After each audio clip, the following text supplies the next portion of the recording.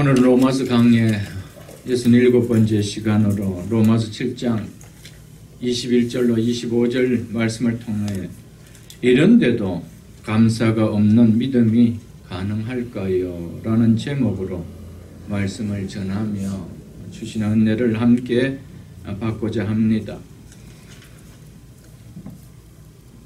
21절로 23절은 특별히 지난 주일에 본 15절로 21절에 선을 행하기를 원하는 바람은 있으나 할 수 없는 상태에 있는 율법 아래 있는 유대인의 모습을 보다 객관적으로 묘사하고 있는 내용입니다. 물론 본문은 거듭나지 않는 유대인들을 표현하는 것이지만 이러한 내면의 싸움은 성화의 과정을 지나는 거듭난 그리스도인에게도 동일하게 나타나는 일이기도 합니다. 이 내용은 앞에서 말씀드렸지만은 바울이 거듭난 그리스도인이 되기 전에 자신의 모습을 거듭난 후인 그리스도인이 된 현재 시각에서 바라보며 진술한 내용입니다. 우리가 지난주에 봤던 15절로 20절의 말씀을 잠깐 한 번 더 보고 오늘 말씀을 진행하도록 하겠습니다. 내가 행하는 것을 내가 알지 못하노니 곧 내가 원하는 것을 행하지 아니하고 도리어 미워하는 것을 행함이라. 만일 내가 원하지 아니하는 그것을 행하면 내가 이로써 율법이 선한 것을 시인하노니 이제는 그것을 그와 같은 것을 행하는 자가 내가 아니요 내 속에 거하는 죄니라. 내 속 곧 내 육신에 선한 것이 거하지 아니한 줄 아노니 원함은 내게 있으나 선을 행하는 것은 없노라. 내가 원하는 바 선은 행하지 아니하고 도리어 원하지 아니한 바 악을 행하는도다. 만일 내가 원하지 아니하는 것을 하면 이를 행하는 자는 내가 아니요 내 속에 거하는 죄니라. 이처럼 아무리 율법이 요구하는 것을 행하려는 원함은 있지만은 막상 실천에 옮기려고 하려면 옮겨지지 않고 좌절한다는 것입니다. 이런 자신을 바울은 율법이 이루고 나서야 이 사실을 깨닫게 되었다는 것이죠. 분명히 자기 안에는 자기는 자기 한 사람뿐인데 그래서 원한다면 원하는 것을 해야 정상입니다. 우리가 이 컴퓨터를 보면은 입력을 넣으면 입력하는 대로 그대로 실행되어집니다. 그런데 인간은 자기 자신밖에 없는데 나는 이것이 원한다라고 입력을 했는데 튀어나오는 것은 다른 것이 튀어나온다는 것이죠. 바울은 그것을 지금 얘기하고 있습니다. 그것을 지난주에 봤지 않습니까? 왜 그런가?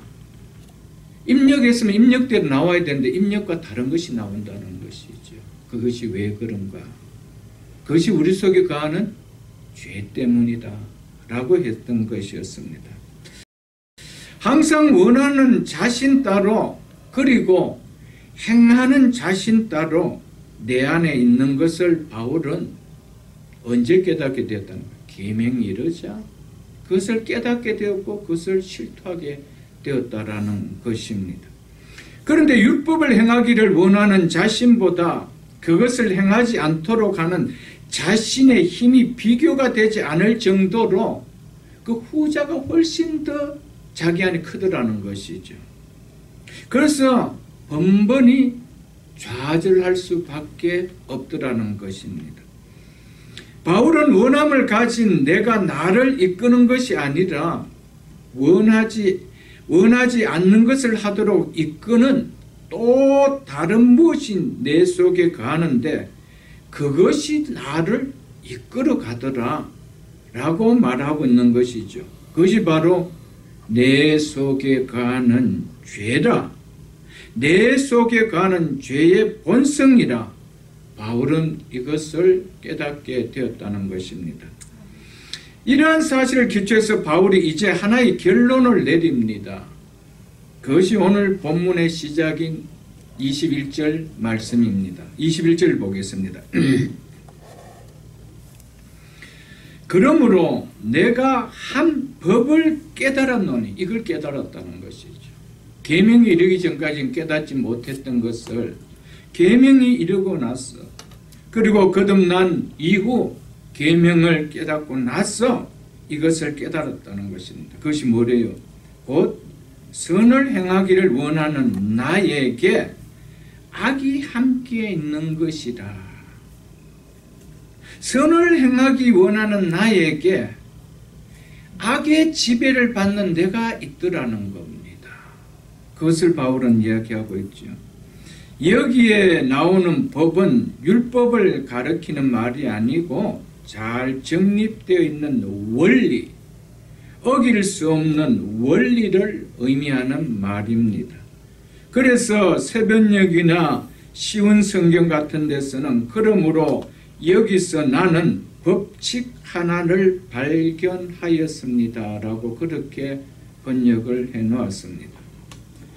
바울이 내가 한 법을 깨달았다고 한 것은 행하기를 원하는 선한 것을, 즉 율법을 행할 수가 없는, 흐트러짐이 없는 잘 정립되어 있는 원리, 벗어날 수 없는 원리를 지식이 아니라 지속되는 경험을 통해서 깨닫게 되었다는 것입니다. 이것을 바울은 발견하게 되었다는 것이죠. 이것을 바울이 한 법이라고 부르고 있는 것은 그것이 피할 수 없는 상태이기 때문입니다. 법은 힘이 있습니다. 법은 그 구속력에서 벗어날 수가 없는 것이죠. 그래서 바울은 이것을 한 법이라 이렇게 말했던 것입니다. 하나의 잘 조직된 행동 법칙과 같기 때문이라는 것이죠. 그것은 너무나도 규칙적이고 확실하기 때문에 바울은 그것을 하나의 명백한 법이라고 부르고 있다는 것입니다. 물은 수평을 이루려는 피할 수 없는 원리를 가지고 있습니다. 법칙을 갖고 있습니다. 그래서 물은 항상 높은 곳에서 낮은 곳으로 흐르죠. 왜? 수평을 이루기 위해서. 또한 밤이 오면 아침이 오는 것은 벗어날 수 없는 원리입니다. 이건 법칙입니다. 겨울이 지나면 봄이 오는 거, 봄이 지나면 여름이 오고, 여름이 지나면 가을이 오고, 가을이 지나면 겨울이 오는 것. 이것은 잘 정리된 원리입니다. 이것처럼 바울이 자신에게서 깨닫는 한 원리, 한 법칙이 있다라는 것을 깨달았다는 것입니다. 그것이 뭐래요? 곧 선을, 즉 율법을 행하기를 원하는 나에게 그것을 행할 수 없도록 악이 함께 있는 것이라. 이것이 너무나 잘 정리되어 있는 법칙까지 움직이더라는 것이죠. 그러니까 인간이 율법을 행해서 구원을 받을 수 있느냐? 없다라는 것이죠. 행하려면은 이 내 안에 죄가 공존하기이기 때문에 그것이 또한 율법을 행할 수 없도록 나를 이끌어가는데 그 힘이 너무 크게 나타나는 것은 너무나 잘 정립된 원리처럼 나타나더라는 것이죠. 그래서 바울은 내가 한 법을 깨달았노라, 이것을 이야기했다는 것입니다. 19절에 보면 이 말씀이 기록되어 있죠. 내가 원하는 바 선은 행하지 아니하고 도리어 원하지 아니하는 바 악을 행하는도다.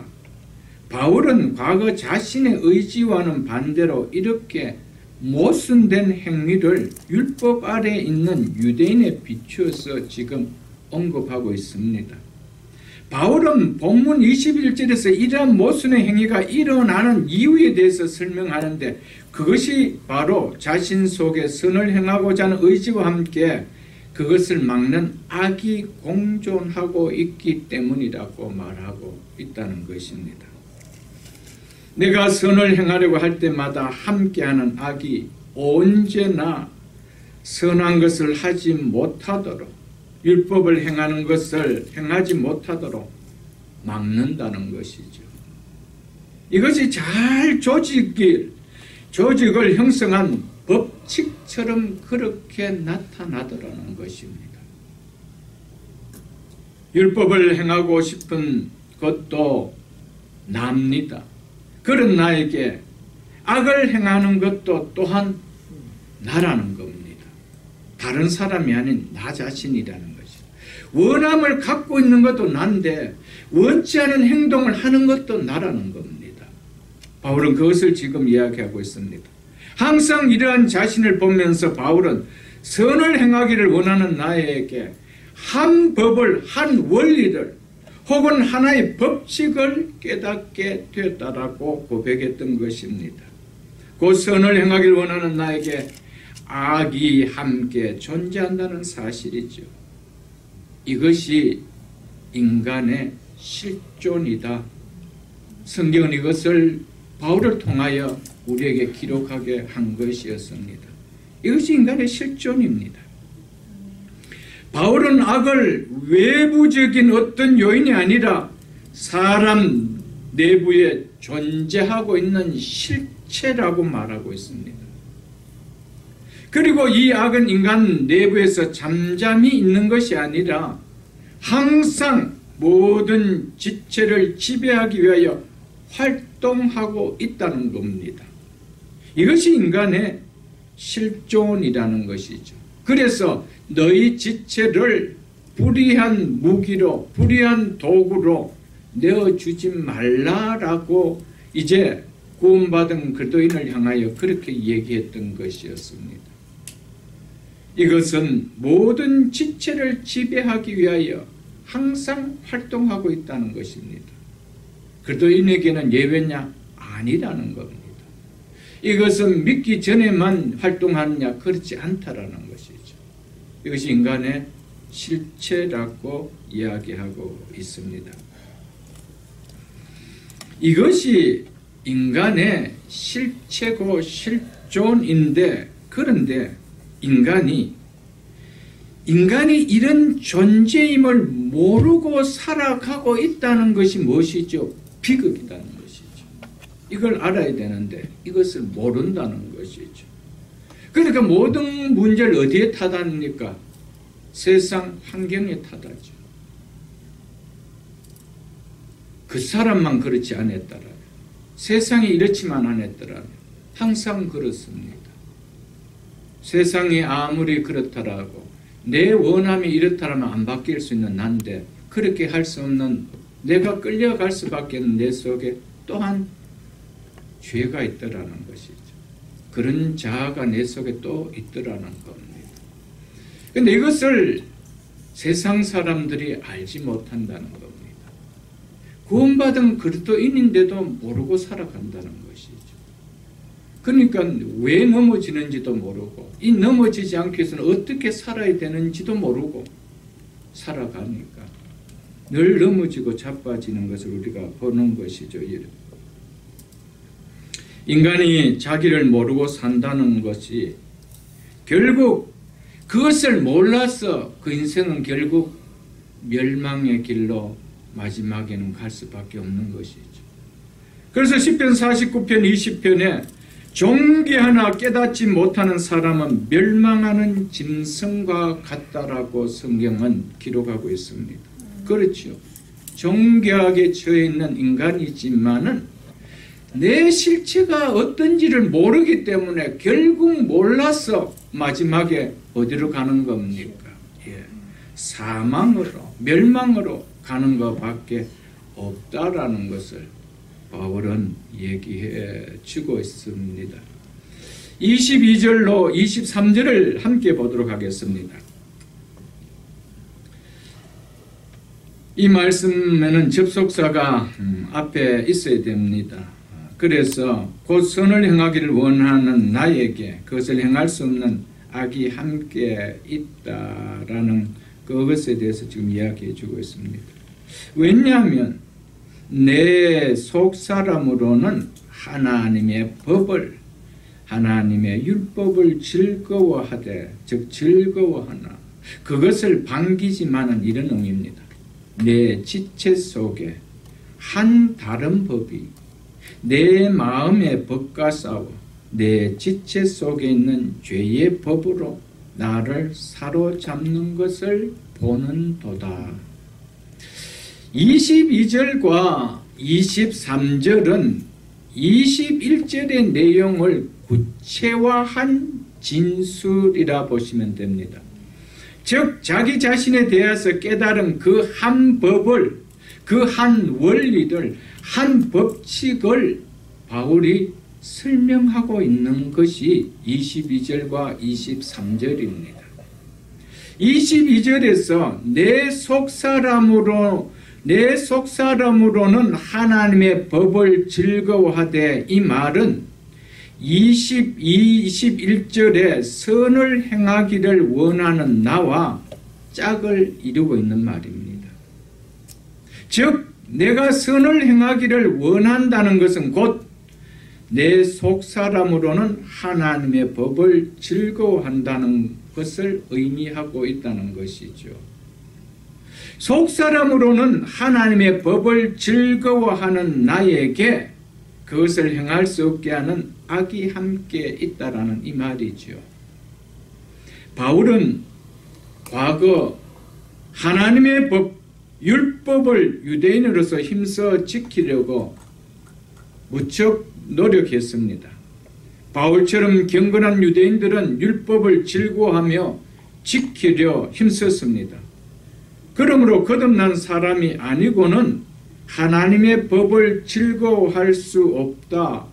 그래서 여기 나오는 나는 거듭난 그리스도인이라 주장할 수는 없다라고 말할 수 있는 것이죠.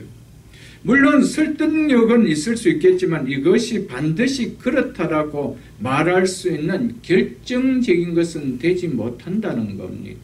왜냐하면 경건한 유대인들도 얼마든지 율법을 즐거워하고 있다는 겁니다.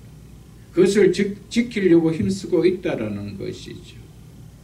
우리가 잘 알고 있는 루터도 거듭나기 전에는 그가 하나님의 말씀을 지키고 어려운 자가 되려고 얼마나 힘쓰고 애썼는지 모릅니다.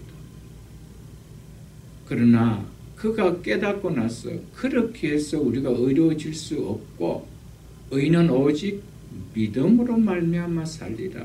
믿음으로 되어진다는 것을 깨닫게 된 거 아닙니까? 그렇기 때문에 거듭나지 않은 그리스도인이라 할지라도 특정인들 속에는 하나님의 법을 즐거워하는 자가 있다라는 것을 이야기하고 있음을 우리는 알 수가 있습니다. 그래서 10장 2절에 보면은 바울이 이렇게 말하고 있는 것을 우리가 볼 수가 있을 것입니다. 내가 증언하노니 그들은 유대인들입니다. 유대인들이 하나님께 열심히 있으나 올바른 지식을 따른 것이 아니니라. 올바른 지식을 따르는 것이 아니지만은 하나님께 대한 뭐가 있었다는 겁니까? 열심은 있었다는 거죠. 그 중에 하나가 뭡니까? 율법을 지키려고 하는 열심이 있었다는 것이죠. 이거는 부인할 수 없는 사실이라는 겁니다. 이처럼 바울을 포함해 경건한 유대인들은 하나님의 법에 열심 있는 자들이었습니다. 그러므로 하나님의 법을 즐거워하지 않았다라고 말할 수는 결코 없습니다. 그러나 이들은 율법을 온전히 깨닫지 못하였기 때문에 온전한 율법에 대한 순종은 일어날 수가 없었다는 것을 말하고 있는 것입니다. 그러므로 내 속사람으로는 이라고 하는 말은 거듭난 사람에게만 해당되는 말이므로 거듭난 그리스도인을 가리킨다라고 많은 사람들이 주장을 또한 하고 있습니다. 내 속사람으로는 하나님의 법을 질고한다라고 하니 속사람, 이건 거듭난 사람에게 해당되는 말이 아니냐, 그리스도인에게만 해당되는 말이 아니냐. 그러므로 이것은 거듭난 그리스도인이다, 이렇게 주장을 펴는 아주 중요한 말로 사용되어집니다. 그래서 바울은 고린도후서 4장 16절이나 에베소서 4장 16절에서 두 번에 걸쳐 속사람이라는 말을 사용했습니다. 이 두 번 모두 그리스도인을 나타내는 말로 사용되어졌습니다.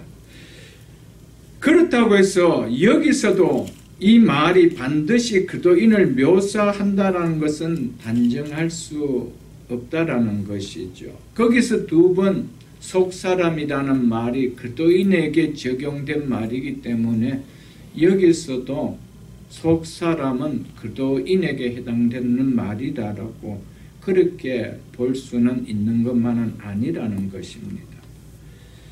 그렇다면 바울은 여기서 속사람이란 어떤 의미로 묘사한 것인지 우리는 살펴볼 필요가 있는 것이죠. 18절을 한번 보겠습니다. 18절에 보면은 내 속 곧 내 육신에, 내 육신 속에, 이 말이죠. 그 다음 25절 하반절에도 육신으로는 죄의 법을 섬기노라. 23절에도 보면 내 지체 속에서, 내 지체만 내 육신과 같은 말입니다. 내 육신 속에서, 이렇게 말하고 있죠. 바울은 세 번에 걸쳐서 이렇게 육신을 라고 묘사하고 있습니다. 그러면서 다른 한편으로는 또 이렇게 묘사하고 있습니다. 23절을 보겠습니다. 내 지체 속에 한 다른 법이 마음의 법과 마음, 지체와 마음, 저 육신과 마음을 대조시키고 있습니다. 여기서 마음을 묘사하고 있습니다. 25절 중반절에도 내 자신이 마음으로는 하나님의 법을 이라며 마음을 묘사하고 있습니다. 자, 여기서 마음으로는 하나님의 법을, 이 말은 22절에서 내 속사람으로는 하나님의 법을, 이 말과 뭐라는 겁니까? 동일한 표현의 말이라는 것을 우리는 금방 알 수가 있을 것입니다. 23절과 25절의 마음은 22절의 속사람의 동의어인 것을 우리는 볼 수가 있지요. 그래서 신학자 토마스 슬라이너는 속사람은 단순히 마음을 가리키는 또 하나의 방식일 뿐이다 라고 그렇게 말을 했습니다. 그렇다면 여기서 속사람이라는 의미가 구원론적인 의미로 쓰인, 즉 구원받은 거듭난 자라는 의미가 아니라 육신, 지체와 대조를 나타내는 마음을 나타내는 것으로 쓰였다라고 보는 것이 더 의미에 맞게 와닿는다는 것이죠.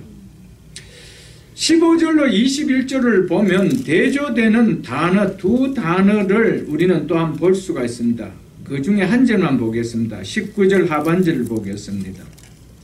원함은 내게 있으나 선을, 즉 율법을 행하는 것은, 즉 행함은 없노라 라며 원함과 행함이라는 두 단어를 대조하고 있는 것을 우리는 볼 수 있을 것입니다.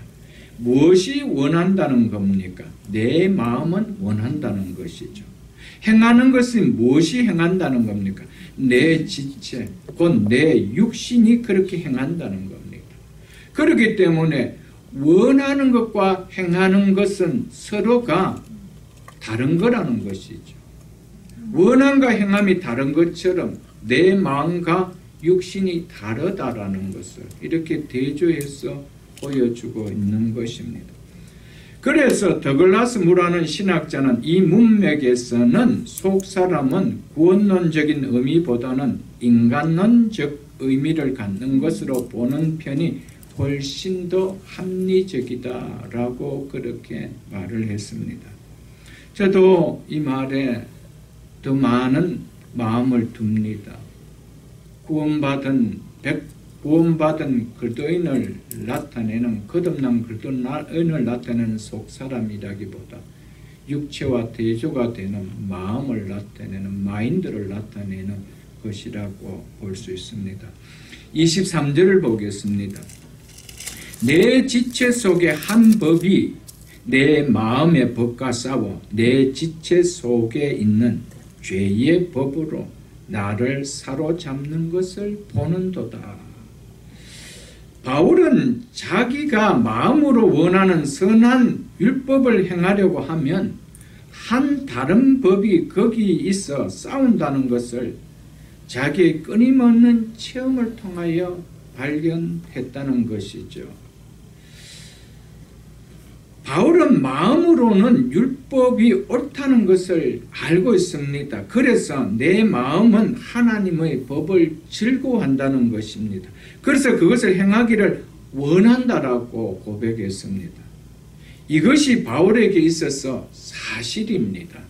그러나 그 율법을 행동으로 실천하려면 내 마음이 즐거워하는 것임에도 불구하고 행할 수 없다는 것입니다. 이것 또한 사실이라고 이야기합니다. 우리가 예수를 믿고 난 이후도 이것을 얼마나 많이 겪습니까?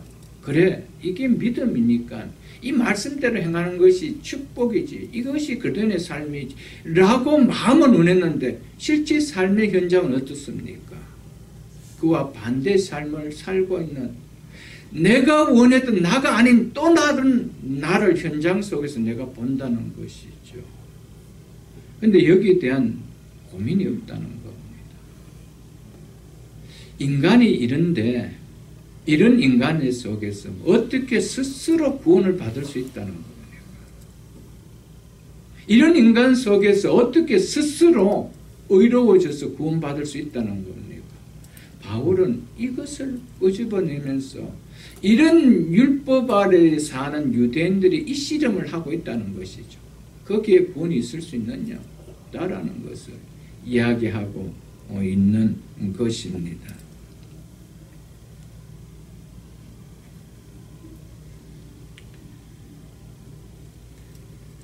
율법은 참으로 선한 것이고 거룩한 것이고 의로운 것임에도 불구하고 허무하게 원함이 원하지 않는 것에 굴복해버리더라.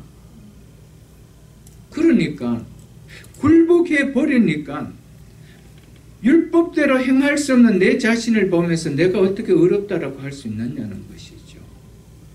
그러니까 바울이 다음에 고백이 뭡니까? 이 사망의 몸에서 이렇게 고백했던 것이죠. 너무 정확하게 보는 겁니다. 이런 실체를 우리가 깨달아야 되는데 이것이 말씀 앞에 서지 않는 세상 사람들이 이것을 알 수 있나요? 알 수가 없는 겁니다. 그러니까 인생은 다 그렇게 살아가. 나라고 별나나? 그러죠. 그러다가 조금만 남보다 선한 행동을 하면은 마치 나는 천사처럼 사는 것처럼, 의인처럼, 나는 너무 착한 사람처럼 그렇게 포장하는 것을 우리가 너무 보지 않습니까? 말씀만이 진리입니다. 인간을 만드신 하나님의 말씀만이 우리를 정확하게 진단합니다. 이것이 아담 안에 있는 인간의 실체라. 믿습니까, 여러분?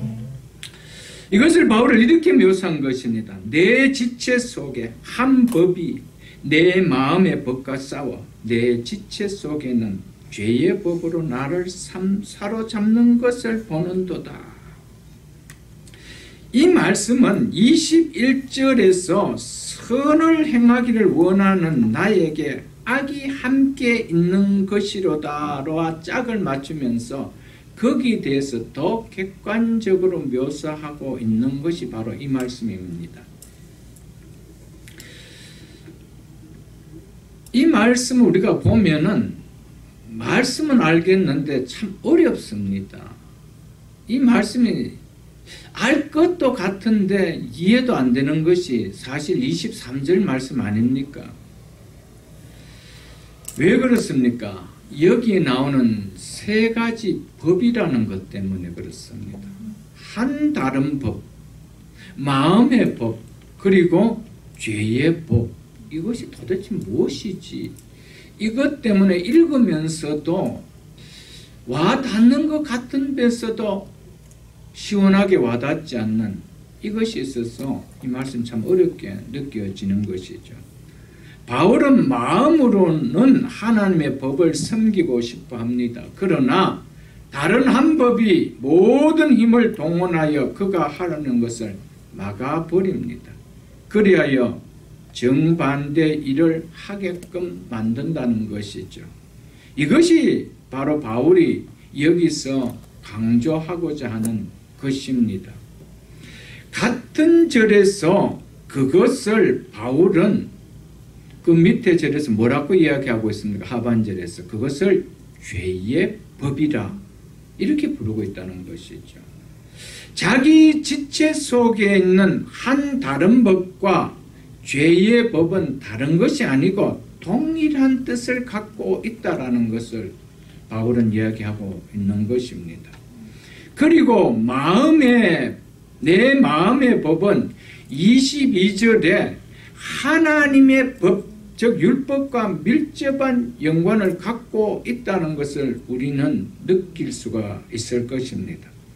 내 마음의 법은 곧 하나님의 법, 율법을 말하며 죄의 법은 곧 한 다른 법을 또 다르게 그리고 보다 구체적 표현으로 보면은 되어질 수 있는 말씀입니다. 하나님의 법을, 율법을 내 마음의 법이라고 하는 것은 내가 선하다고 고백하며 순종하고자 하는 법이기 때문에 내 마음의 법이라고 한 것이었습니다. 그래서 25절 하반절에 보면은 내 자신이 마음으로는 하나님의 법을 섬기노라 라고 바울은 한 번 더 결론적으로 그렇게 맺고 있지요. 그리고 죄의 법은 내 속에 거하는 죄를 가리키는 말입니다.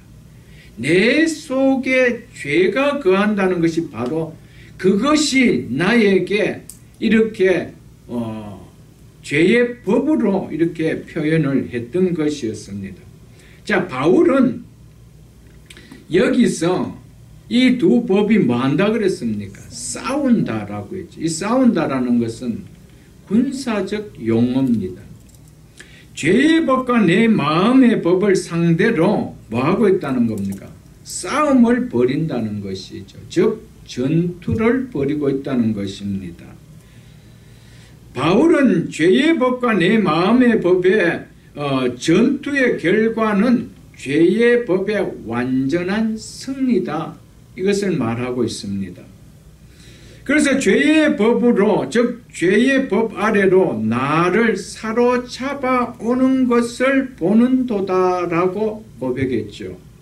여기서 나를 사로잡는다라는 의미는 전쟁에서 승리했는 자가 진 자를 포로로, 노예로 삼는 것을 의미하는 말입니다.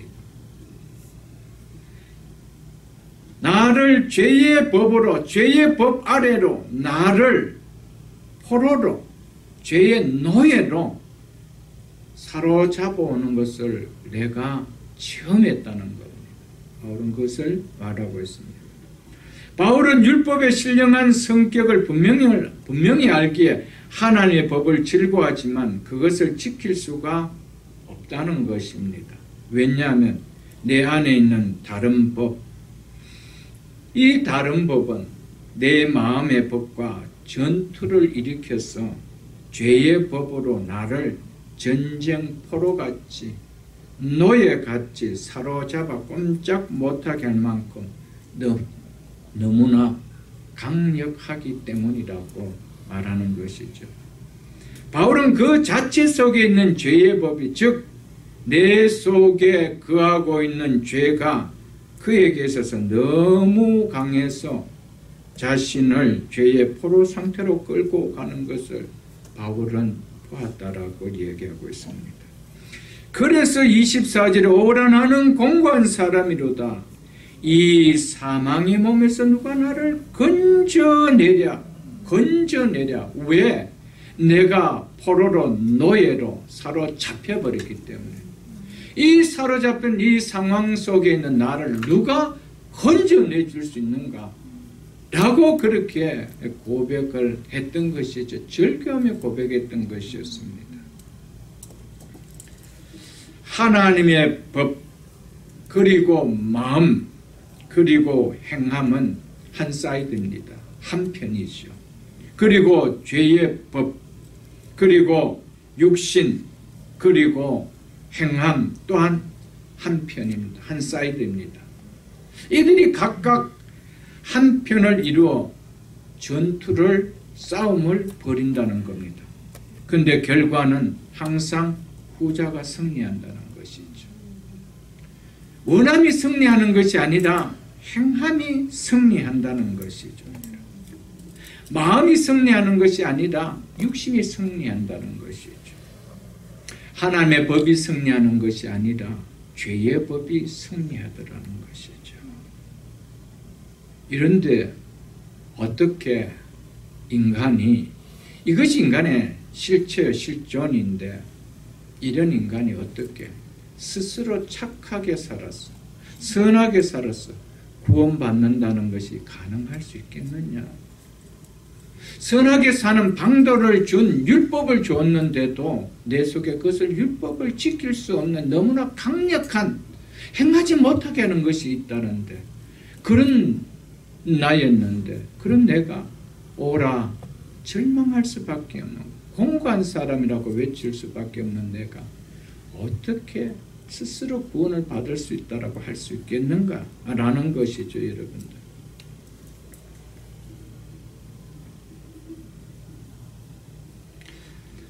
그리고 우리가 이 말씀에서 보면은 죄의 세력에 전적으로 복종해서 패배하는 모습을 볼 수 있는데, 이것이 어떻게 지난 시간에도 잠깐 언급했지만 거듭난 그리스도인의 모습이라고 할 수 있느냐는 것이죠. 여러분, 우리가 하나님의 법에 늘 지킬 수 없는 그런 패배 인생으로 살아가고 있습니까, 여러분들? 마음과 원함과 행함이 다릅니까, 여러분들? 마음과 육체가 달라질 때가 있지만 항상 그런 것은 아니잖아요, 여러분들. 그러나 구원의 관점에서 봤을 때는 이것은 행할 수가 없다라는 것을 우리에게 말해주고 있는 것입니다. 바울이 말하는 비극 실체는 내 육체 속에서 활동하는 죄의 법이 하나님의 법을 행하기를 원하는 내 마음의 법과 싸워서 이를 무력하고 나를 죄의 법에 굴복하게 만드는 사실에 있다는 것을 말하고 있죠, 여러분. 율법을 행하고 싶은 원함은 바울에게 있어서 참 간절했습니다. 그런데 내 속에 가는 죄로 인해서 오히려 원함을 포기하고 계명과 반대로 행하는 것을 내가 행하게 됐다는 것이죠. 한마디로 내 육신에 가하는 죄가 나를 지배하고 있다는 것이 바울이 말하고 있는, 로마서 7장에서 말하고 있는 이것이 비극의 실체라는 겁니다. 나는 비극의 인생을 살지 않고 싶은데 내 스스로 이 비극의 실체를 벗어날 방법이 없더라는 겁니다. 길이 없더라는 겁니다. 바울은 그것을 우리에게 말하고 싶어 하고 있다는 것이죠. 그래서 25절 하반절에 결론을 그렇게 내려주고 있습니다. 그런즉, 나중에도 이야기하겠지만 그런즉이라는 것은, 이것은 14절로부터 14절까지 내용의 결론을 다시 한번 맺고 있는 것입니다. 내 자신이 마음으로는 하나님의 법을, 육신으로는 죄의 법을 섬기노라. 이게 결론이라는 것이죠. 마음밖에 없다라는 것이죠. 마음밖에 없다는 겁니다. 실제 내 삶에서는 그렇게 살 수 없는 것이 내 실존이다. 그래서 그가 외쳤던 것이 나는 괴롭다는 것이죠. 이런 실존인 인간인 내 자신이 괴롭다는 것이죠. 절망할 수밖에 없는 이런 내 인생, 사망을 가진 이런 인생에서 누가 건져내리오라고 구원의 외침을 외쳤던 거 아니겠습니까, 여러분들? 사랑하는 성도 여러분, 이런 인간이 어떻게 무슨 수로 스스로 구원을 이룰 수 있다라고 감히 말할 수 있겠습니까? 상대적인 약간의 선을 나타낸 걸 가지고 그걸 가지고 내가 구원을 이룰 수가 있나요, 여러분들? 인간이 어떤 존재인지 모르니까 스스로 부도당하는 인생을 자초하며 7, 80을 그렇게 살아가는 거예요. 몰라서 그런 겁니다. 그래서 끝내 나는 이렇게 살면 이 다음에 천당이 있다면 천당에 갈 것이고 좋은 곳이 있다면 좋은 곳이 갈 것이라고 생각했는데 인생의 기대와 다른 영원한 부도를 맞더라는 것이죠. 왜? 모르기 때문에. 이런 우리 인생이었습니다. 여러분과 저도 불과 얼마 전까지는 한치 앞을 모르고 내 멋대로 살아왔던, 내 좋은 대로, 마음과 육체가 원하는 대로 살아왔던 우리였습니다. 그런 우리에게 말씀이 들려졌고 말씀을 통하여 믿음으로 어렵다함을 받는 구원이 주어졌습니다. 어떻게 해요? 값없이 하나님의 은혜로. 그런데 이런 구원의 은혜를 받은 우리가 이런 구원의 은혜에 어찌 감격도 감사함도 없는 메말라붙는 신앙이라는 것이 과연 기독교인의 신앙에 가능한가? 저는 오늘 본문을 가지고 이것을 묻고자 합니다. 정말 가능할 수 있을까?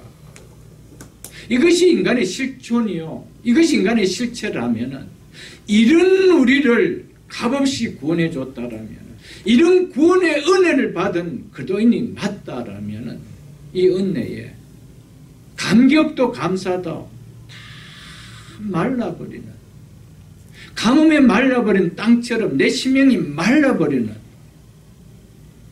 그런 심령으로 신앙생활을 하는 것이 가능하냐는 거예요.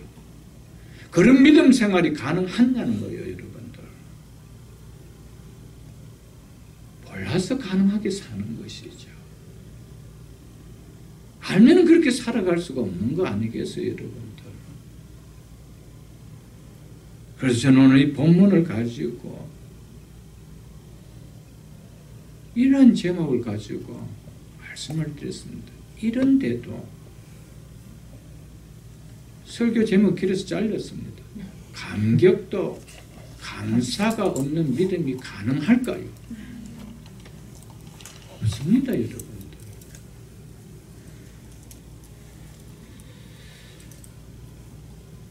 잘 보십시오, 여러분들.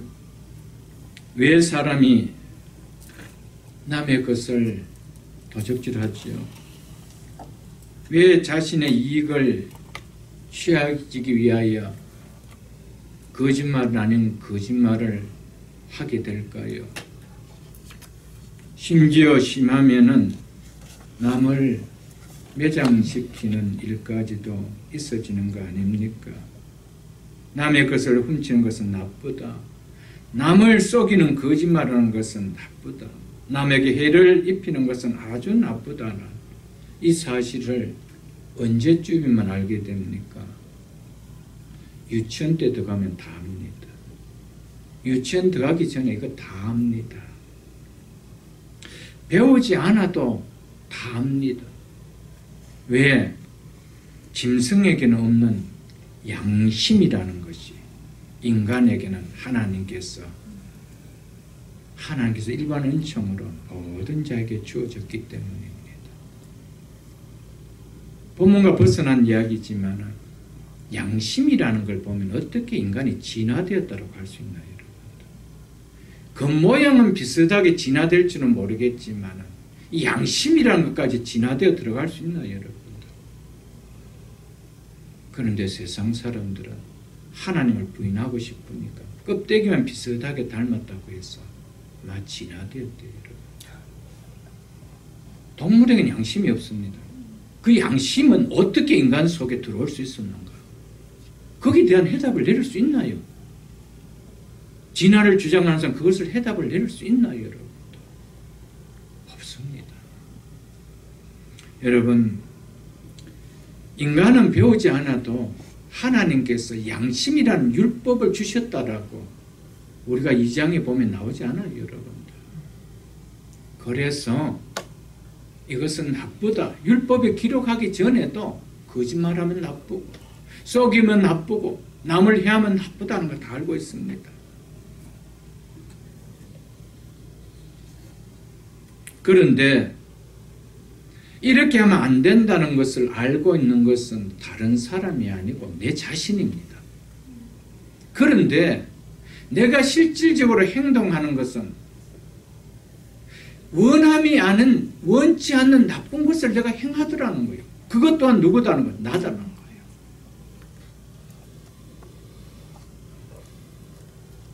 근데 세상은 내 속에는 나를 모르니까 환경만 바꾸면은 될 수 있을 것 같이 자꾸 교육을 시킵니다. 지난 시간에도 말씀드린 것처럼. 사랑하는 성도 여러분, 이거는 절대적으로 불가능한 겁니다. 인간은 그렇게 할 수 없는, 왜? 원함보다 원치 않는 죄의 파워가 더 크기 때문에 그렇게 할 수 없다라는 거예요. 외부 환경 때문에 거짓말을 한 것도 아니고, 남을 속인 것도 아니고, 남에게 피해 준 것도 아니고, 남에게 못된 짓 한 것도 아니고, 그렇게 살면 안 되는 것을 알면서도 그렇게 살고 그렇게 합리화시키는 것, 내 속의 죄 때문이라는 것이죠. 그런 인간이 무슨 수로 죄의 삭선 사망이라는 것을 비켜갈 수 있나요? 그래서 세상적으로 한번 좋은 일을 했다는 것을 기록을 남겨서 그것으로 구원받을 수 있느냐는 거예요, 여러분. 하나님 앞에 서면 네가 얼마나 원치 않는 것을 행하는 것에 목록을 펴놓으면 기겁할 것인데, 그런 인간이 어떻게 하나님의 심판대 앞에서 내가 자유할 수 있다라고 말할 수 있겠어요, 여러분들? 이것은요, 한 번도 아니고 죽을 때까지 사람은요, 자기 앞에 유익이 오면 거짓말하게 되어 있습니다. 이것이 단장 내 앞에 육신적으로 유익이 된다라면 속일 수가 있습니다. 안 했다는 것도 했다라고 할 수가 있고, 했는 것도 안 했다라고 할 수 있는 거예요. 왜? 내 속에 그렇게 하고자 하는 나라는 세력이 더 크기 때문이라는 것이죠. 이게 인간입니다. 그래서 세상은 끊임없이 악해질 수밖에 없습니다. 세상은 절대로 선해질 수가 없습니다. 인간 자체가 그런 실존을 가지고 있기 때문에 이것은 되지 않습니다. 그래서 아버지가, 할아버지가 그렇게 사는 것을 보면 나는 절대 그렇게 살지 않았다라고 마음을 두손다고 혈서까지 썼던 아들이, 손자가 커서 그 할아버지, 그 아버지의 흉내를 똑같이 지금 내고 살고 있다는 것이죠. 그것이 가능하나요, 여러분들? 원함은 있습니다. 혈서까지 씁니다. 내가 두 손을 꼭 잡고 맹세까지 합니다. 원함은 있지만 내 속에 원치 않은 것을 하게 하는 그 세력이 더 크더라는 거예요. 이런 우리가 무슨 스스로의 세상적으로 조금 남보다 착한 일 한번 한 걸 가지고 구원을 얻을 수 있나요, 여러분들? 이런 모습을 보면서 내가 좀 좌절돼야 돼요. 왜 나는 이렇지? 나는 이렇게 살고 싶은데 왜 나는 이렇지라는 좀 좌절이 있어야 되죠. 그래야 희망이 있는 거 아니에요, 여러분.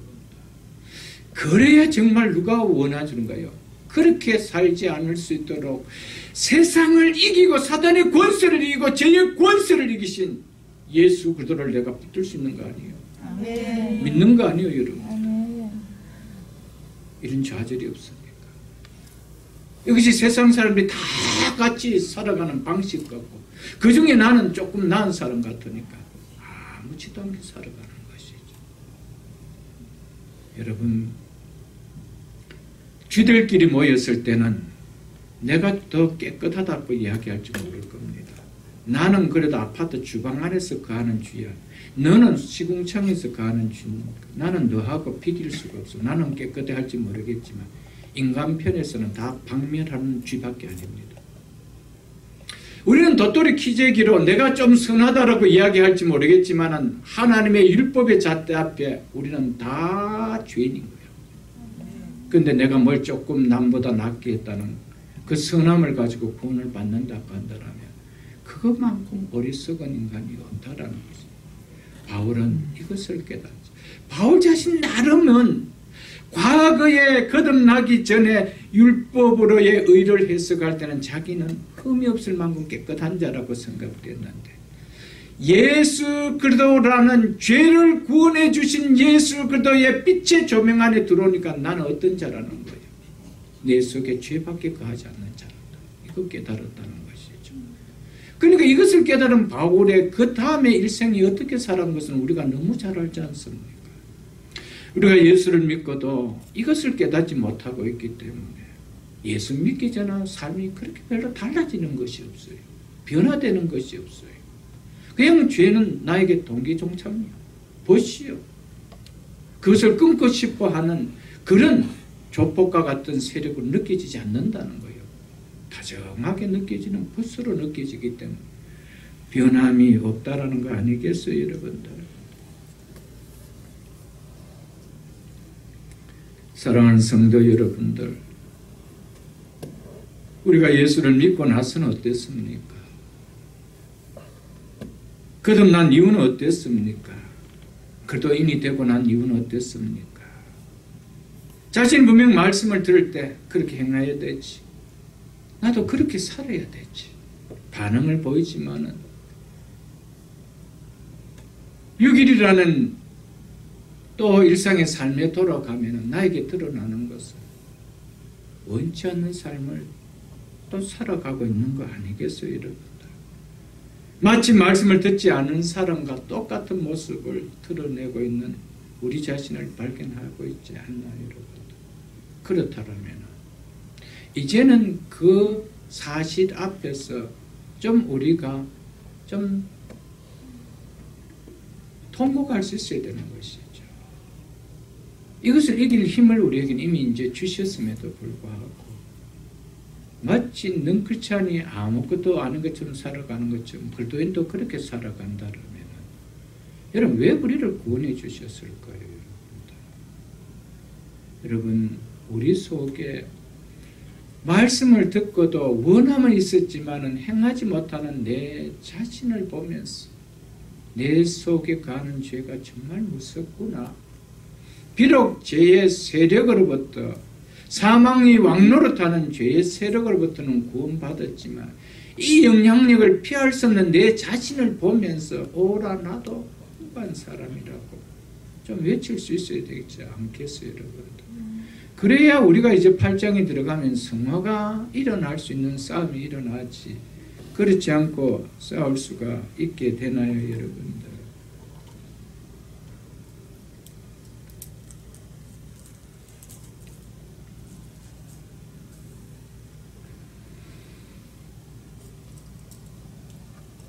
(21절로) 23절은 바울이 거듭난 그리스도인이 되기 전에 자기 입장을 그리스도인이 된 현재 시각에서 말하고 있는 것입니다.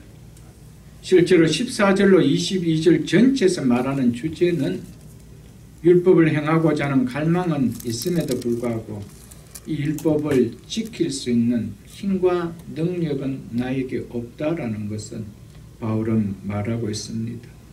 육신에 속하여 죄 아래 팔린 인간에게 있어서 하나님의 계명을 지킬 능력을 가지고 있지 않다라는 것이 여기서 나타내는 핵심 요점입니다. 이런 인간 때문에 신령한 율법임에도 죄의 본성을 가진 인간의 존재를 의롭게 변화시키는 일에는 무능하다는 것이 로마서 7장이 전하고자 하는 요점입니다. 인간은 하나님의 율법으로도 변화시킬 수 없을 만큼 그 율법마저도 무능하게 느껴지는 것이 인간이라는 것이죠. 왜? 그것을 지킬 수 있는 힘이 우리 속에 없기 때문에. 그렇다면 답은 하나밖에 없다는 것이 무엇입니까? 우리 힘이 아닌 전적인 하나님의 힘으로만 값없이 구원받는 길밖에 없다라는 것이 바울이 로마서를 통하여 주는 메시지의 핵심 아니에요, 여러분. 그래서 무엇으로 우리가 어려워진대요? 믿음으로. 믿음으로. 하나님의 의를 믿음으로. 복음에 나타나는 하나님의 의, 예수 그리스도를 믿음으로. 이것밖에 없다는 것이죠. 사랑하는 성도 여러분들, 율법으로도 선한 율법인데도 의로운 율법인데도 거룩한 율법인데도 우리를 변화시킬 수 없을 만큼 우리는 막강한 죄의 세력에 사로잡힌 납니다. 원함은 있지만은 원하지 않는 삶을 살 수밖에 없는 이런 인간입니다. 이런 우리에게 전적인 하나님의 능력으로 값없이 여러분과 저를 보내주셨습니다. 여러분, 이 은혜를 깨닫는다라면, 어찌 이 은혜를 깨닫고 있다라면, 아니 그리스도인은 이 은혜를 깨닫는 자가 그리스도인인데 어찌 여기에 감격이 없는, 감사가 없는 신앙이라는 것이 가능할 수 있느냐는 거예요. 가능하다라면 말씀을 진짜 몰라서 그런 거예요. 말씀을 깨닫고 구원의 은혜를 아는 자는 결코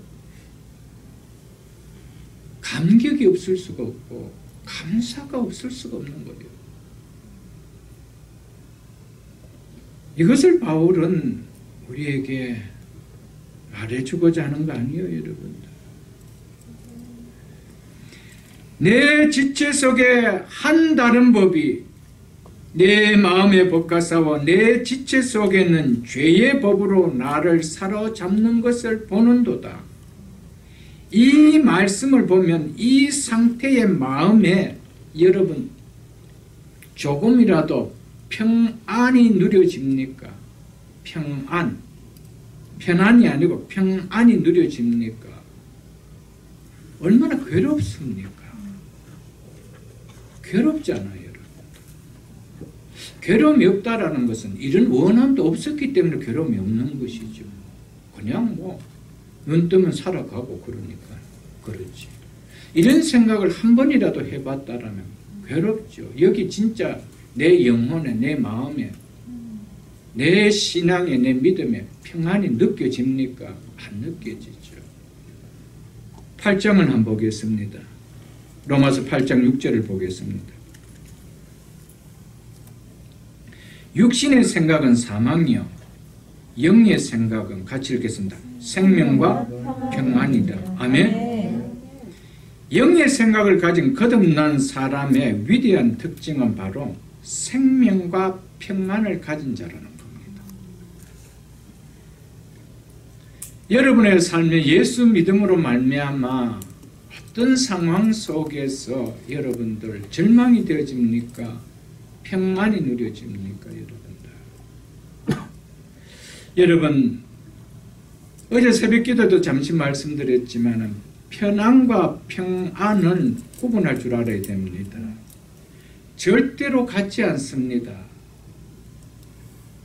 여러분, 예수를 믿어도요, 세상 사람은 이 내용 자체도 모릅니다, 여러분들.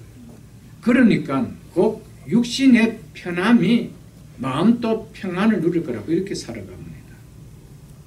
그래서 육신의 편안함을 추구하기 위하여 자기가 가진 모든 힘과 지혜를 다 동원해서 한평생 살아가죠. 근데 결과에 가서 물어보십시오. 당신의 심령은 평안하십니까? 평안하지 않아요. 우리가 봤을 때 너무 부러울 것이 없다, 저 사람 걱정이 없겠다, 평안하겠다 하는데도 어느 날 뉴스를 들으면 자살했대요. 그거 우리가 보지 않아요, 여러분. 여러분,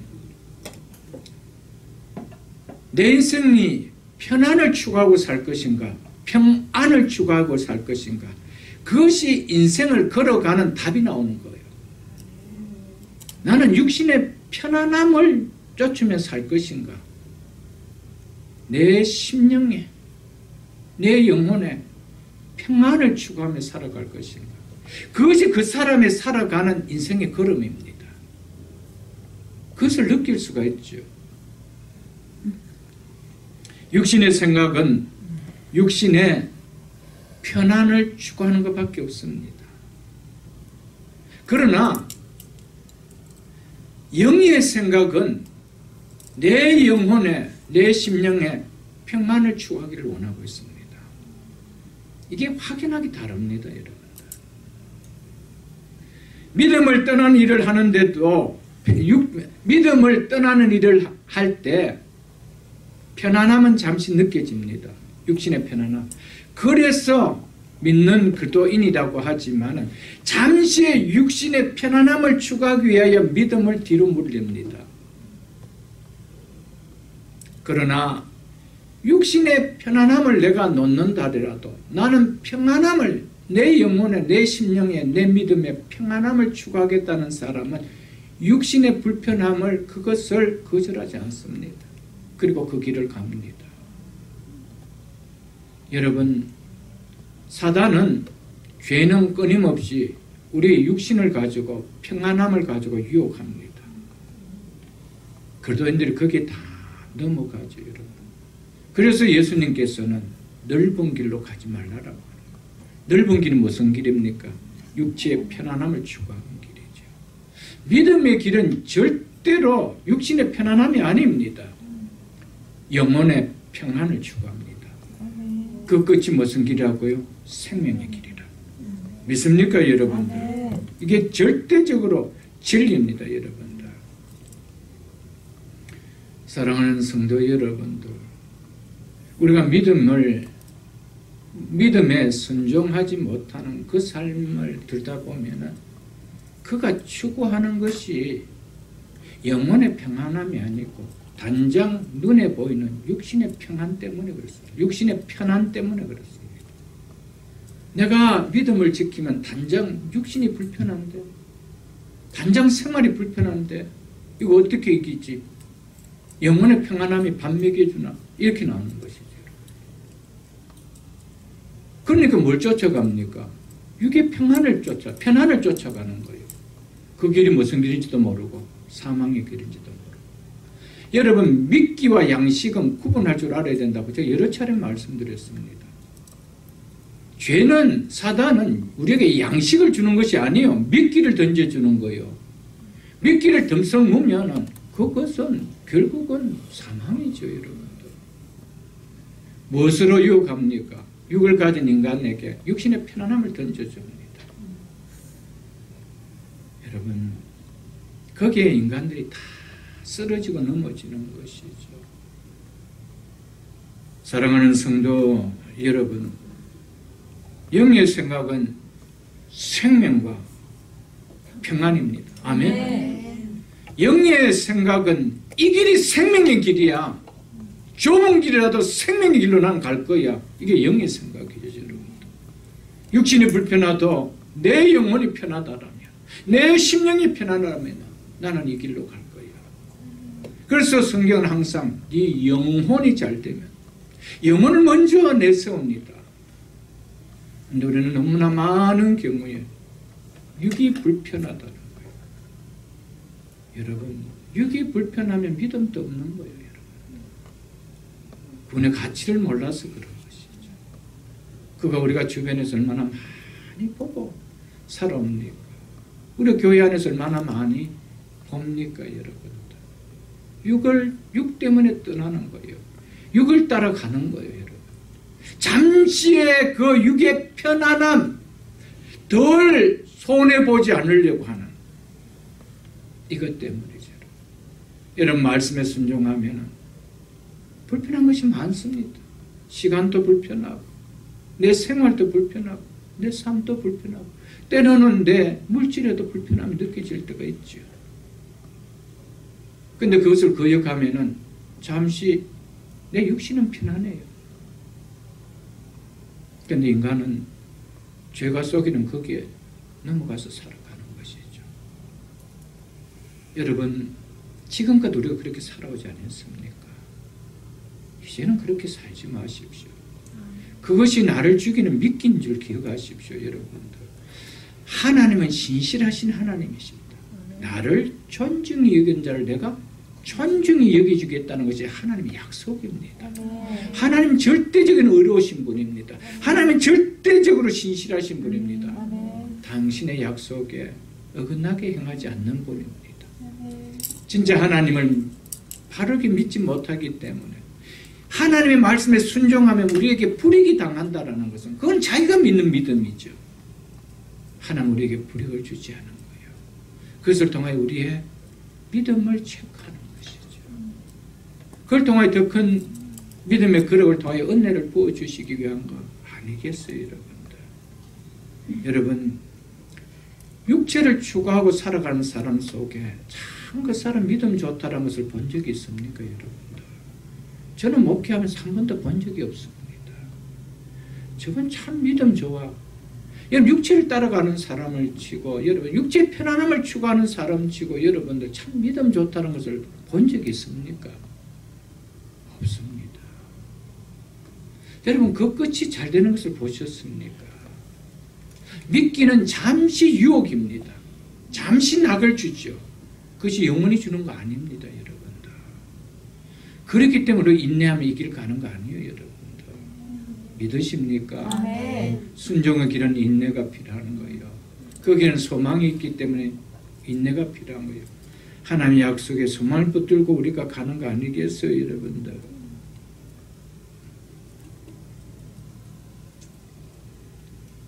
(24절) 보겠습니다. 오라 나는 공고한 사람이로다. 이 사망의 몸에서 누가 나를 건져내랴. 바울은 내 지체 속에서 한 다른 법이 내 마음의 법과 싸워 내 지체 속에 있는 죄의 법으로 나를 사로잡는 것을 보는도다 라고 한 후에 이어서 한 말이 바로 이 사망의 몸에서 누가 나를 건져내라고 고백했습니다. 그렇다면 여기에 사망의 몸은 바로 앞에 나오는 내 지체 속에 있는 죄의 법과 같은 것임을 알 수가 있습니다. 이 내 지체 속에 무섭게 역사하고 이 죄 아래로 나를 끌고 가고 있는 이 상황 속에서 누가 나를 건져내리라고 고백했던 것이죠, 여러분들. 바울은 죄의 몸을, 죄의 포로가 된, 죄의 노예가 된 몸을 이 사망의 몸이라고 말했습니다. 영적 사망 선고를 받은 몸이라는 것이죠. 영원히 불못으로 지옥으로 떨어지는 둘째 사망을 당하는 몸이라는 것입니다.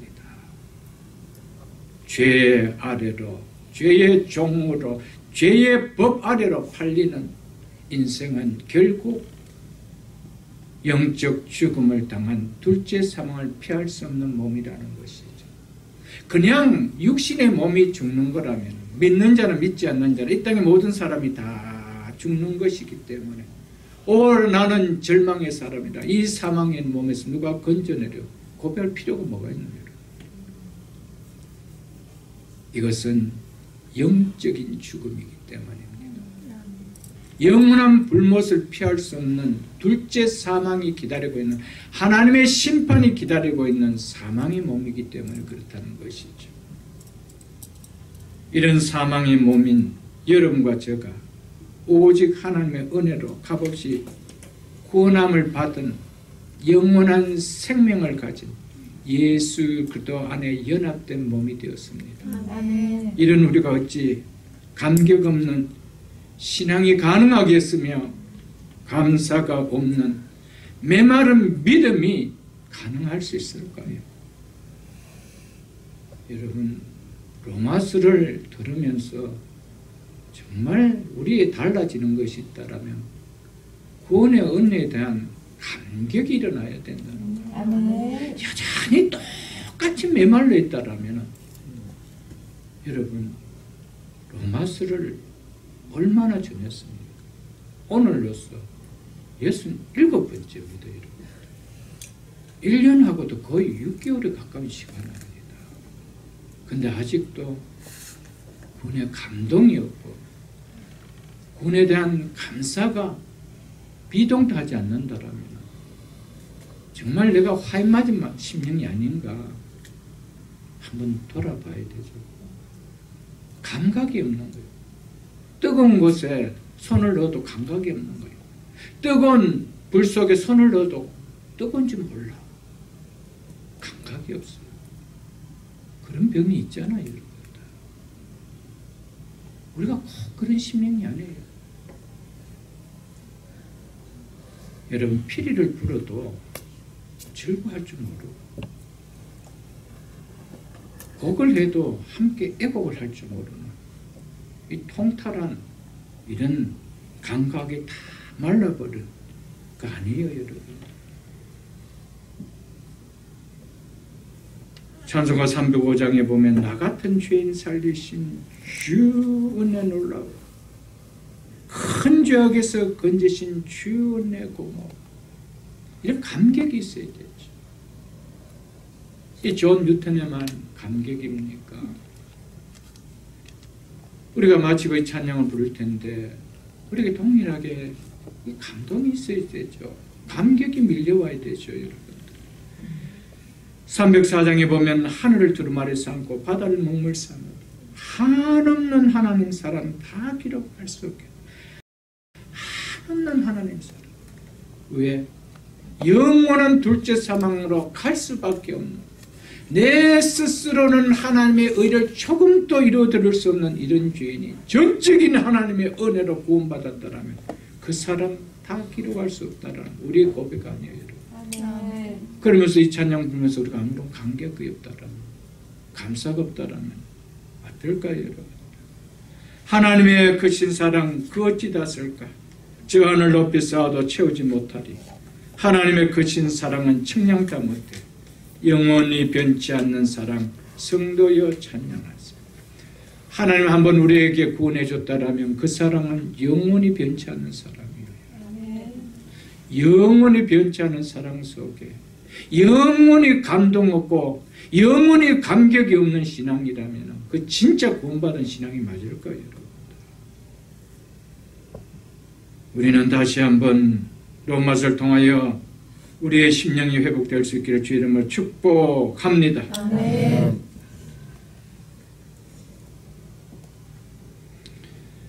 오라 나는 공고한 사람이다. 이 사망의 몸에서 누가 건져내라라는 이 고백은 바울이 과거 자기가 거듭난 그리스도인이 되기 전 율법 아래 있을 때 율법을 존중하지만 죄의 권세가 너무 강해서 그 율법의 요구를 따를 수 없다는 것을 깨달은 유대인으로서 그리고 비그리스도인으로서 외치고 있는 것입니다. 이는 스스로 어떻게도 할 수 없는 과거 자기의 비참한 상태와 동일한 상태에 놓여 있는 율법과 실험하고는 유대인의 절망감을 느끼며 구원을 절규하고 있는 외침이 있는 것이죠.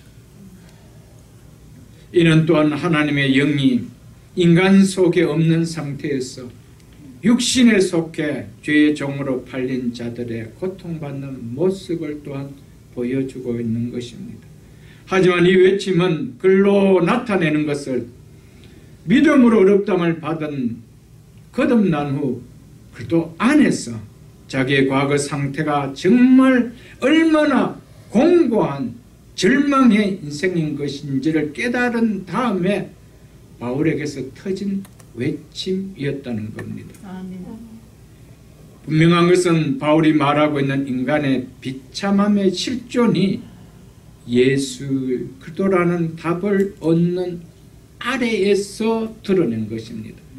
답을 알기에 외칠 수 있었던 지난날의 실존의 고백이라는 것이죠. 바울이 거듭나기 전 바리새인의 신분으로 있을 때라면은 이 로마서 7장 같은 내용이 나올 수가 있을까요? 써질 수가 있을까요? 없는 것이죠. 진정한 이런 인생의 해답을 얻고 나서야 문제의 실상을 깨달을 수 있었기에 바울이 할 수 있었던 내용이었습니다.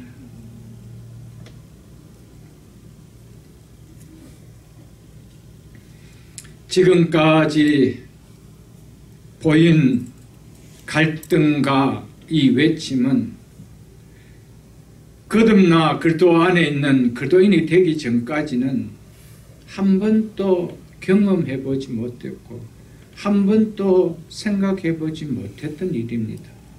그러나 이는 구원의 기쁨을 모르는 사람으로서 나올 수 있는 단식이 아니라는 것을 우리는 알 것입니다. 구원의 기쁨을 경험한 사람의 단식만이 과거의 자신을 돌아보며 오늘도 동일하게 이런 실존 속에 갇혀서 한치 앞을 모르며 그 길을 가고 있는 사람을 향해서 나오는 단식 아니겠어요, 여러분들? 사랑하는 성도 여러분, 믿음으로 어렵다함을 받은 구원의 기쁨을 아는 우리에게도 아직 믿지 않고 있는 내 사랑하는 가족들과 형제들을 생각할 때 이 구원의 절규가 바울처럼 터져 나와야 하지 않을까요? 그래서 사망의 몸을 안고 살면서도 그것을 깨닫지 못하고 살아가는 안타까운 그 영혼을 위한 구원의 기도가, 구원의 전도가 절박한 심정으로 나와야 하지 않을까요, 여러분? 지금 바울은 자기 자신의 이 과거의 상황을 돌아보면서 외치고 있는 거예요. 한 영혼이라도 그 상황 속에 갇혀있는 동족 유대인을 바라볼 때 너무 가슴이 찢어진다는 거예요. 여러분, 먼저 구원을 받았다는 것은 받은 자에 또한 책임도 부여하고 있다는 사실을 잊지 마십시오. 그래서 우리를 향해서 때를 얻든지 못 얻든지 너희는 전도하라는 거예요. 이것이 우리에게 주신 사명입니다. 그렇게 바울은 이 사명을 잊지 않고 전하고 있는 것이죠. 사랑하는 성도 여러분, 믿지 않고 있는 내 사랑하는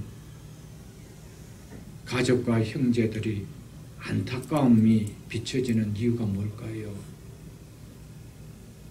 구원의 은혜가 얼마나 큰지 감격과 감동이 내게 일어났기 때문이 아닐까요, 여러분들? 그것이 있기 때문에 안타깝게 느껴지는 것이죠. 이것이 느껴지지 않는다라면 어떻게 안타깝게 느껴질까요, 여러분들?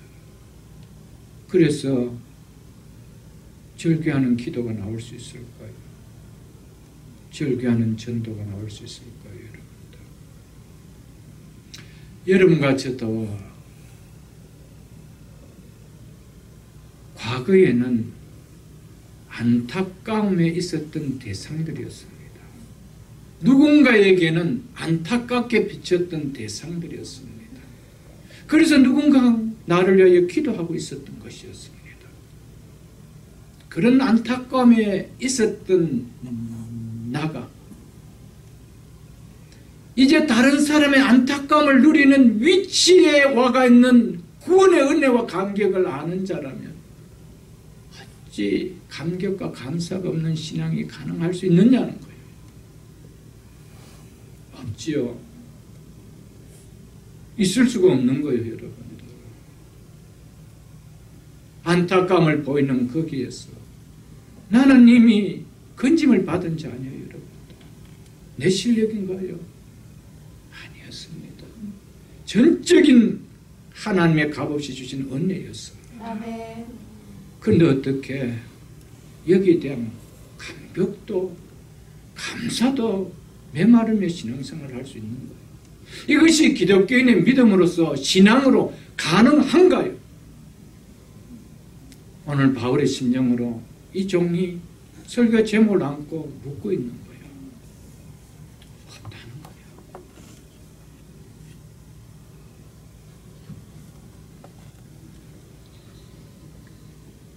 자신은 죄의 포로로 영원한 죄의 노예로 잡혀 영원한 사망인 불못에 들어갈 것을 생각하면서 또한 이 위치에 함께 있는 동족들과 믿지 않는 자들을 바라볼 때 오라 나는 공고한 사람이다. 오라 나는 비참한 사람이다. 오라 나는 절망의 사람이다. 이 사망의 몸에서 누가 나를 건져내리요. 아멘? 아멘. 이 고백 나온 거 아니겠습니까, 여러분? 우리는 이 건짐을 이제 받았고 더 이상은 우리에게는 이 외침이 있을 필요가 없는 자입니다. 왜? 우리는 사망의 몸이 아니기 때문에 우리는 생명의 몸을 가진 자이기 때문에 믿습니까, 여러분? 아멘. 우리는 둘째 사명 갇힐 몸이 아니고 영원한 예수 그리스도와 함께 영원한 하나님 나라에서 살 몸인데 부활의 몸을 가진 자인데 우리에게 더 이상 이 사망의 몸에서 누가 건져내리라는 이 고백이 터져날 이유가 있나요, 여러분?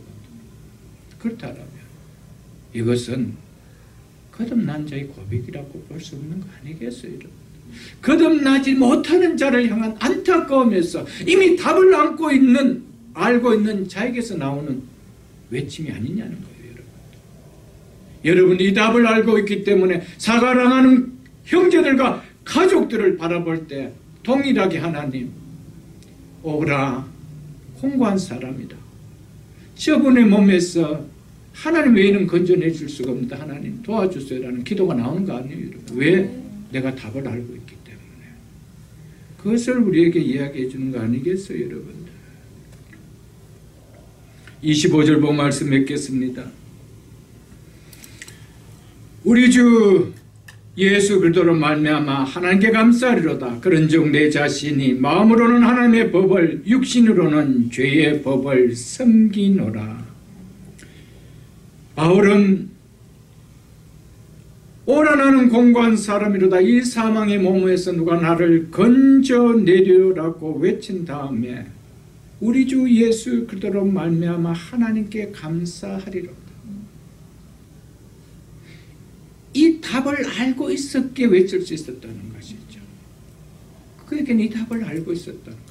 나를 건져주신 이가 누구라고요? 예수 그리스도 안에서, 하나님의 의인 예수 그리스도 안에서 나를 건져주신 분이 누구라는 거예요? 하나님이라는 거예요. 아멘.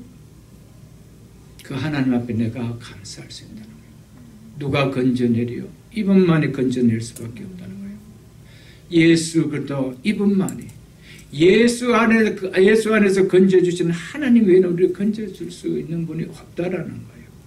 그래서 바울은 이것을 고백하고 있는 것이죠. 이는 바울이 구원의 은혜를 체험한 감격 가운데 이어지는 8장에서 예수 그리스도를 통하여 율법의 요구가 성취되었다고 하는 내용을 미리 보여주는 기능을 잠깐 하고 있는 것입니다. 그래서 이어지는 이제 다음 시간부터 8장을 볼 때는 바로 이거에 대한 이야기 아니겠습니까, 여러분? 특별히 8장 1절로 4절에서 묘사된 죄와 사망으로부터 구원을 생각하면서 외친 바울의 이미 답을 알고 있는 감사였던 것이었습니다. 사랑하는 성도 여러분, 이미 답을 알고 있는 문제를 바울은 내고 있는 것이죠. 여러분, 우리는 이미 인생의 답을 알고 있는 자들입니다. 아멘. 인생의 문제의 답을 해결받은 자 아닙니까? 그렇다면 인생의 문제의 답을 모르고 살아가는 내 사랑하는 가족들과 내 사랑하는 형제들에게 이 답을 가르쳐줘야 되지 않겠어요, 여러분? 바울이 이렇게 하는 이유가 뭘까요? 너만 알아라고요? 아니옵시다. 답을 알고 있다라면 너가 그 답을 가르쳐줘야 하지 않겠니? 이 사명을 주셨다는 사실을 우리는 잊지 말아야 되고 말아야 된다는 것이죠, 여러분. 예수 그리스도를 믿음으로 얻었다는 그리스도인으로서 답을 알고 있기에, 그래서 우리 주 예수 그리스도로 말미암아 감사하리로다. 13절로 24절에 바울이 결론을 이렇게 맺고 있는 것입니다, 여러분들. 사랑하는 성도 여러분, 하나님께 예수 그리스도로 말미암아 구원받았다라며 독생자 예수 그리스도를 통해 우리를 구원해 주신 하나님께, 그 하나님 은혜 우리는 당연히 못해야 되죠? 감사해야 됩니다. 그래서 바울은 감사리. 여러분, 끊임없는 감사가 있어야 됩니다. 예수 그리스도인이 내가 구원의 생명을 가지고 있다는 증거가 뭡니까? 여러분, 감사의 호흡을 뿜어내는 거 아니에요, 여러분들. 감사가 없다라면 정말 생명을 가진 자가 맞다라고 할 수 있을까요? 그래서 루터는 이런 말을 했습니다. 율법의 방망이로 얻어맞은 자만이 예수 그리스도의 은혜의 치료가 가능하다라고 했습니다. 율법의 방망이로. 율법을 통해서 내가 죄인인 것, 율법을 통하여 인간의 실존이 이렇다는 것은 내 스스로 구원받을 수 없다라는 것은, 이 자만이 예수 그리스도의 은혜로 치료가 가능하다는 것. 그 치료를 받은 자에게 터져나오는 것은 뭘까요? 감사하겠어요. 이는 하나님의 말씀 앞에 자신이 뼛속까지 죄인인 것이, 그러므로 우리는 어떤 의나 선으로도 구원이 불가능한 죄인인 것이 깨달아지지 않으면서도 단지 영생의 구원만을 원하는 사람들의 값싼 은혜를 꼬집어서 바로 이 루터가 지금 말하고 있는 겁니다. 너무 값싼 은혜를, 오늘 교회 안에 값싼, 감사가 없는, 감격이 없는 값싼 은혜를 가지고 살아가는 자가 너무 많다라는 것을 꼬집어서 한 얘기라는 것이죠, 여러분들.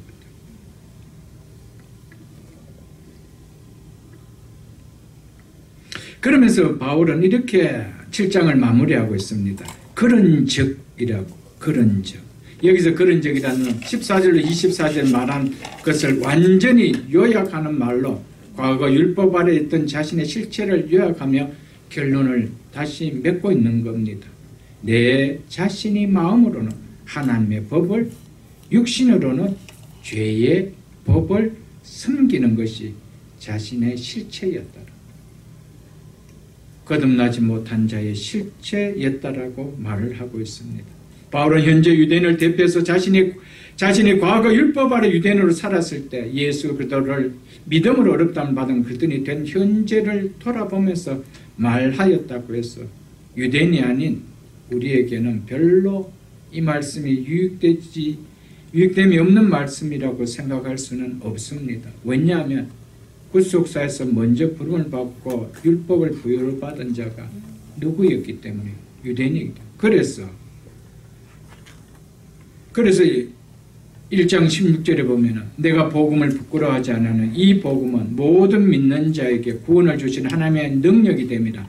먼저는 유대인에게요, 그리고 헬라인에게로, 즉 이방인에게로다 라고 이야기했던 것입니다. 먼저는 유대인에게, 유대인에게 먼저 이 복음이 전해져야 된다는 거예요. 근데 그들이 거부했기에 그 공이 우리에게 넘어와서 우리가 구원받은 거 아니에요. 그래서 우리를 통하여 다시 유대인들을 또 유대인들을 구원받게 하는 역할을 한다라고 바울은 말하고 있는 것을 우리가 볼 수 있는 것이죠, 여러분들.